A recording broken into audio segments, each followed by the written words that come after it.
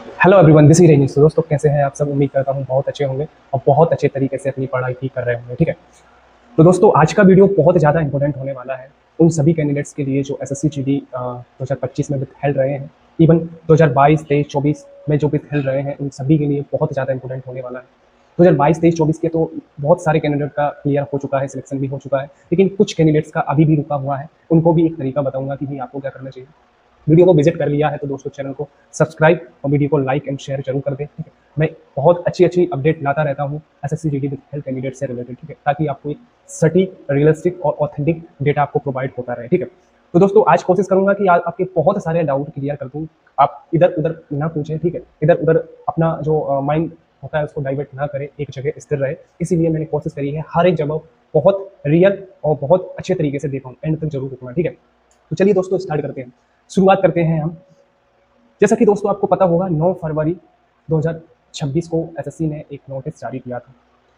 किसके रिगार्डिंग किया था? विथहेल्ड कैंडिडेट के रिगार्डिंग किया था। उन्होंने कहा था कि जो एसएससी जीडी में विथहेल्ड कैंडिडेट्स रहे हैं 2025 के, उनकी फाइलें सीलबंद लिफाफे में किसको भेजना ट्रांसफर किया जाए? सीआरपीएफ यानी कि जो कि नोडल एजेंसी है उसको ट्रांसफर किया जाए।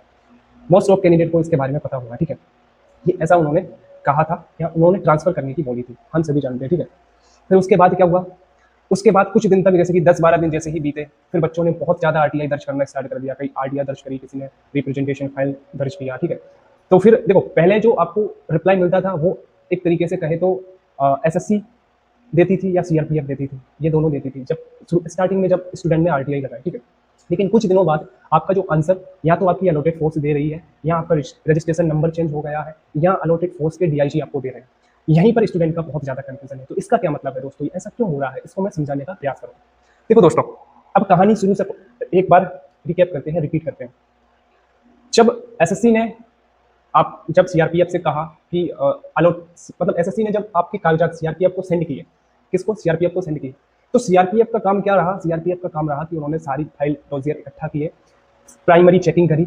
ठीक है, और उनको जो है दोस्तों अलॉटेड फोर्स को भेजती रही। किसको? अलॉटेड फोर्स को भेजती रही, क्योंकि अलॉटेड फोर्स ही है जो आपको ज्वाइनिंग लेटर इशू करवाएगी। ठीक है, और आगे की जैसे कि डोमिसाइल का चेकिंग भी वही करवाएगी और फिंगर मिसमैच होता है ये भी वही करवाएगी। ठीक है, तो क्या हुआ? कुछ समय तक रहा सीआरपीएफ के पास आपका डोजियर, फिर उसके बाद चला गया कहाँ पर? 10-12 दिनों के बाद आपकी अलॉटेड फोर्स के पास। अब अलॉटेड फोर्स ने भी फर्स्ट इंक्वायरी कर आपका डोजियर किसको सेंड कर दिया? डीआईजी को, जो कि मेन अधिकारी होते हैं। देखो दोस्तों, हर अलॉटेड फोर्स होती है, जो भी आपको मिली है वो अलॉटेड फोर्स होती है, उसका एक मेन डीआईजी होता है। कौन होता है? मेन डीआईजी ऑफिसर होता है। वही आपकी सारी चीजें देखता है, जो भी विथहेल्ड में रहते हैं उनका।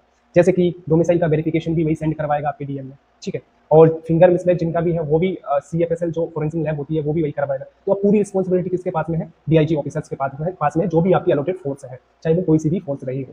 अब ये क्या करेगा डीआईजी ऑफिसर? ये करेगा दोस्तों, आपकी जो फाइल है किस लेवल में उसमें गड़बड़ी है उसको देखते हुए उसके अकॉर्डिंगली ये फाइल को ट्रांसफर करता रहेगा। जैसे कि किसी का डोमिसाइल में गड़बड़ी है तो डोमिसाइल आपके डीएम में सेंड कर देगा पत्र लिखकर। ठीक है, या कहीं तो किसी का फिंगर में है तो वो उसको फोरेंसिक लैब भेज देगा। ठीक है, और मतलब इसका मतलब ये है, अगर आपके पास में दोस्तों ऐसा रिप्लाई आता है कि अब आपका ये नया रजिस्ट्रेशन नंबर है और डीआईजी ऑफिसर्स को आपकी फाइल सेंड कर दी गई है, इसका मतलब ये है दोस्तों कि आपकी प्रोसेसिंग बहुत आगे पहुंच चुकी है, बहुत आगे बढ़ चुकी है।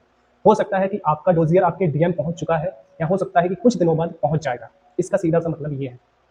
जितने आपने क्वेश्चन करे आरटीआई में, अब उसके रिप्लाई भी कौन देगा? अलॉटेड फोर्स के डीआईजी आपको देंगे, ऐसा मेंशन होता है हर आरटीआई में। ठीक है, कौन देगा? आरटीआई रिप्लाई अलॉटेड फोर्स होती है उसके डीआईजी देंगे। ठीक है, तो इसका मतलब दोस्तों अब आपका काम बहुत आगे प्रगति पर पहुंच चुका है, जो भी 2025 में विथहेल्ड कैंडिडेट्स रहे थे, और बहुत तेजी के साथ में ये प्रोसेस आगे बढ़ रहा है। ठीक है, तो इस बात की चिंता नहीं करना है कि मेरे को ये आरटीआई आया, मेरे को ये आया। ठीक है, वो आपका एक पॉजिटिव पॉइंट ही है। ठीक है, और कुछ नहीं है।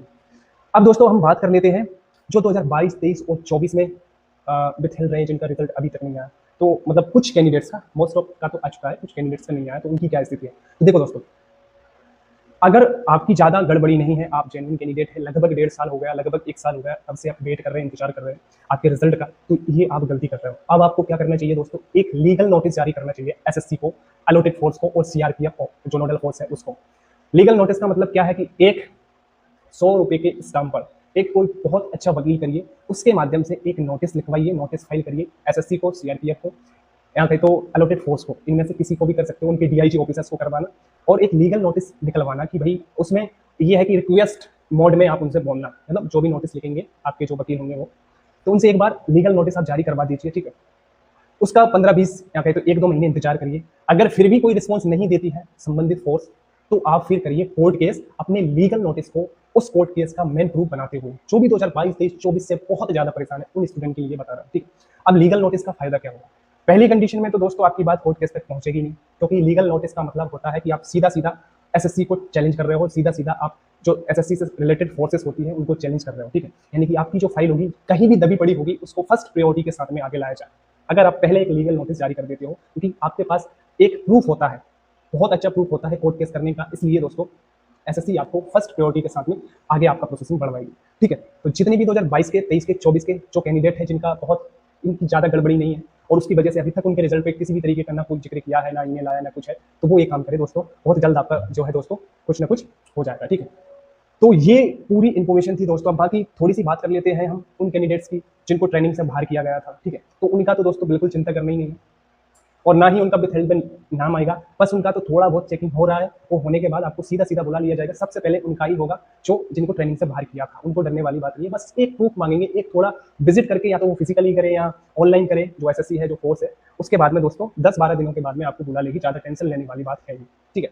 और जो हाइट में बाहर हुए थे, कोर्ट केस किया था उन्होंने, फिर उनका सिलेक्शन हुआ था, तो फिर उनको फिट हुए थे वो, तो उनका क्या हुआ? तो उनका भी थोड़ा सा लंबा मामला है दोस्तों। उनका भी उम्मीद है इन जो 2025 वाले विथहेल्ड है उनके साथ में ही उनको अंदर कर दिया जाएगा, ठीक है। अब बात कर लेते हैं दोस्तों रिजल्ट से रिलेटेड, 2025 का रिजल्ट कब तक आ सकता है, ठीक है।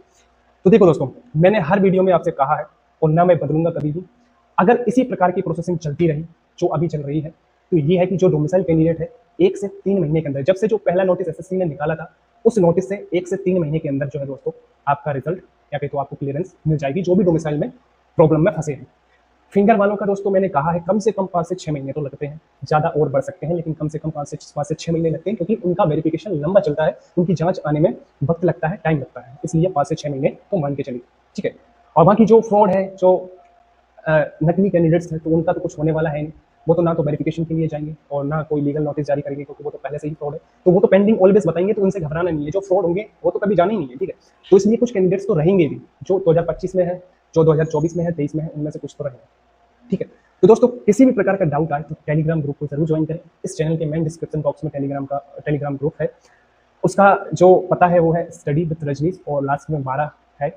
अगर आप नहीं देख पाते तो मैं बता देता हूँ, ठीक।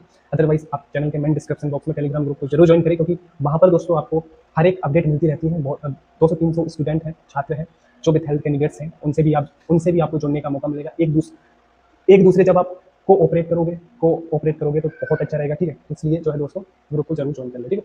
जय हिंद, जय भारत। मिलते हैं नेक्स्ट वीडियो में। आशा है दोस्तों आपको सारा कुछ समझ आया होगा, बहुत कुछ आपके डाउट क्लियर हुए होंगे, ऐसे मैं उम्मीद करता हूँ। चैनल को सब्सक्राइब जरूर कर ले। जय हिंद।